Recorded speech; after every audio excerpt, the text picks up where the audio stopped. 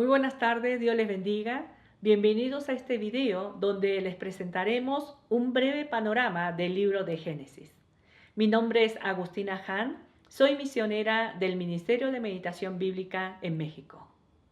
Actualmente nosotros estamos meditando en el libro de Primera de Corintios y estamos casi concluyendo este libro para poder iniciar en el mes de septiembre meditando en el libro de Génesis. El libro de Génesis es un libro bastante extenso, contiene 50 capítulos y estos 50 capítulos vamos a estar meditando durante 95 días, o sea, un poco más de 3 meses. El libro de Génesis es el primer libro del Pentateuco, es decir, los 5 libros de la ley que escribió Moisés, pero a su vez el libro de Génesis también es el primer libro de toda la Biblia, de los 66 libros. En este libro vamos a encontrar el comienzo, el origen de todas las cosas. Así como su nombre, Génesis, en griego significa el origen o comienzo de algo, en este libro encontraremos el inicio y el origen de la humanidad, del universo. Pero más importante que esto, es el inicio de la historia de Dios y su plan hacia la creación. La Biblia, que es un conjunto de 66 libros, tiene una unidad en el contenido.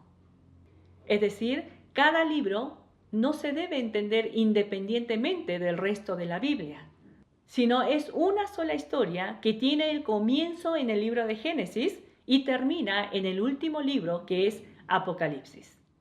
Cuando nosotros queremos ver una película, no comenzamos a ver en el minuto 30 o en el minuto 40, sino comenzamos a ver desde el principio hasta el final, porque es una sola trama, una sola historia que comienza y termina. De la misma manera, hermanos, la Biblia tiene un comienzo, una sola trama, una sola historia, y esa misma historia se va desarrollando a lo largo de los 66 libros hasta tener su fin en el libro de Apocalipsis. Es muy importante, por tanto, que nosotros podamos entender las historias bíblicas o los libros de la Biblia teniendo en cuenta este marco general, este contexto general de toda la Biblia, porque si no, vamos a tener un entendimiento limitado o una comprensión fuera del contexto. Desde esta perspectiva, el libro de Génesis es de suma importancia, porque en él se presentan los temas que se irán desarrollando en los siguientes libros. En este breve panorama, quisiera compartir con ustedes acerca de 2 puntos a tener en cuenta mientras meditamos en el libro de Génesis. El libro de Génesis se divide en 2 grandes partes. La primera división abarca del capítulo 1 hasta el 11. La segunda división del capítulo 12 al 50. Si nosotros resumiéramos el contenido en 4 puntos de estas 2 divisiones, sería de la siguiente manera. Comienza con la historia de la creación, la caída del hombre, el diluvio en el tiempo de Noé y la torre de Babel después del tiempo de Noé. Esta segunda división también podemos resumir en 4 puntos. Y es más fácil porque son 4 personajes importantes que aparecen en estos capítulos. Primero, Abraham, Isaac, Jacob y su hijo José. De esta manera simple y sencilla podemos recordar los temas que abordan estas 2 grandes divisiones. Ahora, retomando los 2 puntos a tener en cuenta mientras meditamos en el libro de Génesis. En primer lugar, en el capítulo 1 y 2 de Génesis, Dios, después de haber creado al hombre, le delega una autoridad especial a Adán. Y era de sojuzgar y señorear sobre la creación de Dios. Pero para que Adán pudiera señorear y gobernar la creación de Dios, reconociendo que el soberano de su vida es Dios, Dios le da una prohibición de tomar del fruto del árbol de la ciencia del bien y del mal. O sea, mientras el hombre no tome de ese fruto del árbol de la ciencia del bien y del mal, estaba reconociendo a Dios como el soberano de su vida, como el rey de su vida. Sin embargo, el hombre decide rechazar el gobierno de Dios, la soberanía de Dios sobre su vida, para él poder ser el rey de su vida. A esta condición del hombre la Biblia llama pecado. Sería interesante, hermanos, que nosotros, mientras vayamos meditando en estos capítulos, tengamos el tiempo de reordenar el concepto de pecado según cómo nos presenta la Biblia. Ante esta situación, ¿qué es lo que Dios hace con el hombre pecador? Dios en el capítulo 3, versículo 15, le da una promesa, lo que nosotros llamamos el protoevangelio, que por medio de la simiente de la mujer, Dios traerá victoria contra esa potestad de Satanás, trayendo salvación y perdón de pecados. Por tanto, si nosotros mantenemos esta idea, nos ayudaría mucho a comprender las siguientes historias. ¿Por qué? Los capítulos siguientes son historias necesarias, es el proceso necesario para el cumplimiento de la promesa que Dios le está dando a Adán en el capítulo 3, versículo 15.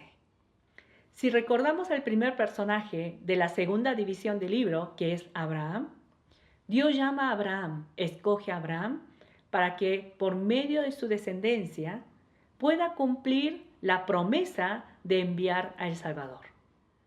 Segundo punto importante que podemos tener en cuenta mientras meditamos en este libro de Génesis es observar acerca de qué características tienen los ciudadanos del reino de Dios.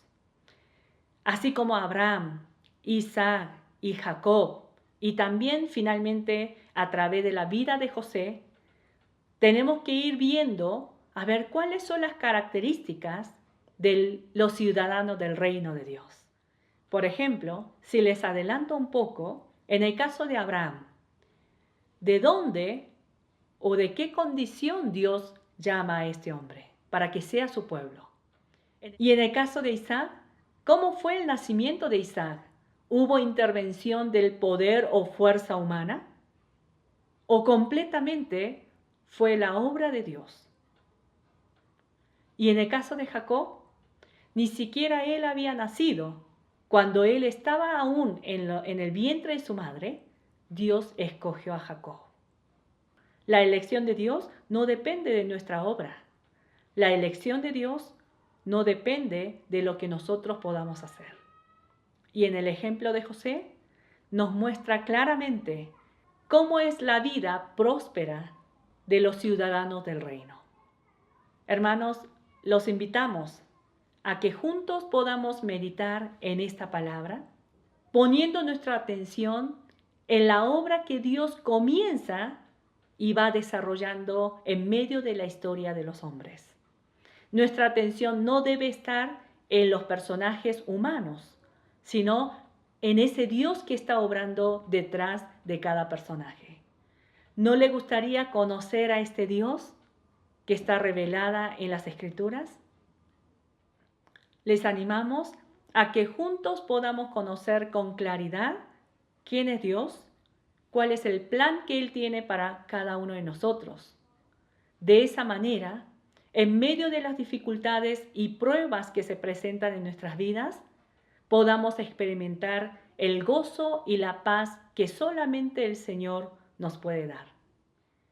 Que el Espíritu Santo nos pueda acompañar en este caminar diario en su palabra. Que el Señor les bendiga.